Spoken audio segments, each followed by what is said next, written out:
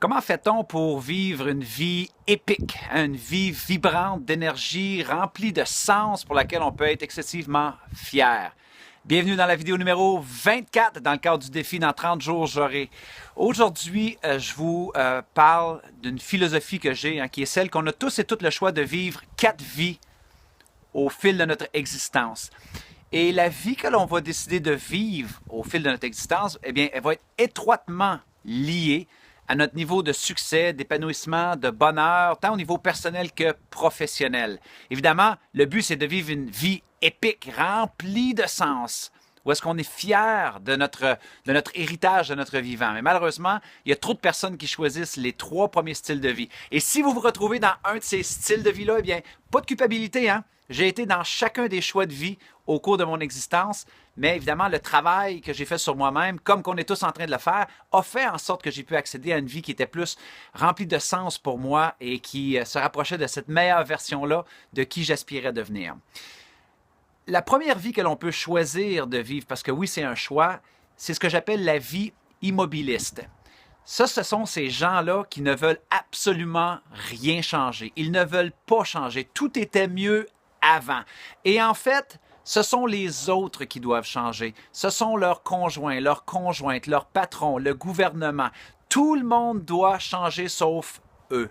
Ces gens-là sont très concentrés sur leur petit univers et ont ce défaut-là exceptionnel qui croient que le monde leur doit quelque chose. Eh bien, si vous vous retrouvez dans cette vie-là présentement, j'ai une mauvaise nouvelle pour vous. Le monde ne vous doit absolument rien. Vous savez, ce genre de personnes-là qui ont la mentalité de l'État-providence. Tout le monde nous doit quelque chose. Le gouvernement nous doit cela. Alors qu'en réalité, eh bien, pour accéder à une vie épique, la première chose qu'il faut comprendre, c'est que, il faut accepter le changement, il faut embrasser le changement, il faut devenir agile à changer soi-même, notre personnalité, nos croyances, nos habitudes de vie, et on est la seule personne responsable de prendre une telle décision. Donc, si vous vous retrouvez dans une vie immobiliste, commencez à percevoir le changement dans un nouvel œil et passez à l'action et arrêtez de blâmer les autres pour vos problèmes. On est la seule personne responsable de se changer. Oh, mon petit garçon vient d'arriver. Hey, Kaël, ça va? Cool! Ah, tu sais que c'est dangereux faire de la trottinette sur une galerie, hein? Super! OK, cool. Deuxième vie que l'on peut choisir est ce que j'appelle la vie souhaitée.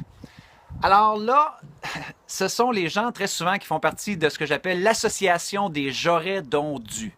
Alors, on va rencontrer ces gens-là, ils vont souvent se dire « Ah, j'aurais aimé faire cela, mais.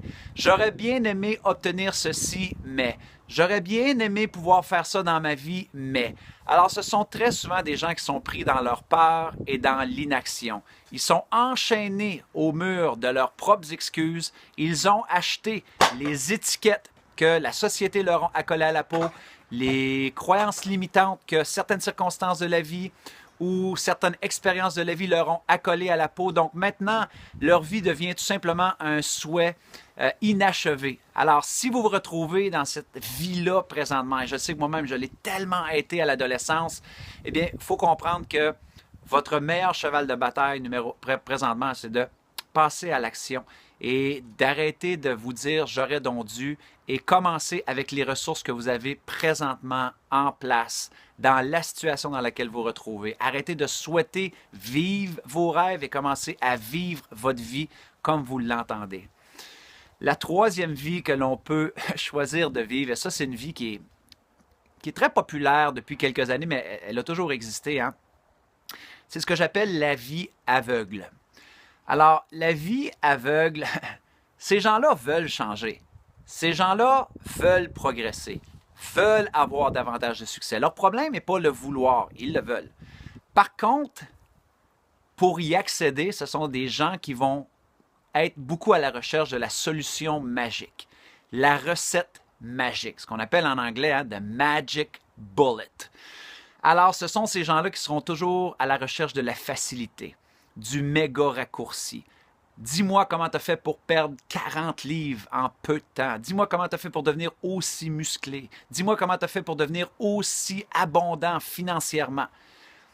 Et lorsqu'ils réalisent que c'est venu avec des efforts, avec des sacrifices, avec beaucoup de remises en question, beaucoup d'incertitudes, des échecs et de la persévérance, ces gens-là, eh bien, vont aller vers une autre solution magique. vont aller vers une autre solution qui semble plus facile. Alors, ces gens-là se promènent d'une saveur du mois à la saveur du mois, toujours en train de rechercher la solution magique. Leur pire ennemi, eux, bien, c'est qu'ils sont dans l'achat de la facilité. Ils veulent malheureusement croire que ça peut être facile d'avoir du succès. Comprenez bien, oui, il y a des stratégies, oui, il y a des ingrédients qui peuvent faciliter notre succès, mais en même temps, il n'y a rien de facile. En anglais, on dit « there's no free lunch ». Il n'y a rien de gratuit dans la vie. Il faut le bosser, il faut trimer, il faut travailler dur.